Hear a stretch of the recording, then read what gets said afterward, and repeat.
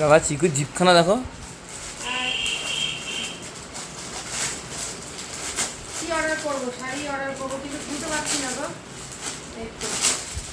দেখি কিছু ভালো কিনা তাহলে সিল্কের তো সিল্কেরই তো অর্ডার করেছি, কিন্তু লাল রঙের দিয়েছে, একটা গোলাপি গোলাপি কালার লাগছে না? গোলাপি এসছে না না এই কালার গোলাপি দিয়েছো দিয়েছে লালটা আলাদা। ওর আলো আছে তো লালের একটা। এমা ট্যাগটা ছিঁড়ে দিলে আগেই। হ্যাঁ এটা না একটু ভালো তো। তুমি বলে রিটার্ন দিতে পারো। এই যে ট্যাগ। ও ট্যাগ না দড়ি ছিঁড়েছে দড়ি সুতো সুতো। কত দাম নিয়ে নিয়েছিল? 254 টাকা। ওই তো তুমি তো 4 টাকা প্যাকেট। ভালোই লাগতেছে গো। কাপড়টা সুন্দর আছে এই দেখো। হ্যাঁ ফোনের থেকে ভালো লাগতেছে। এটা কি জানি না, ব্লাউজ পিস নাকি কি নাকি জানি না। এই শাড়ি আবার ব্লাউজ পিস?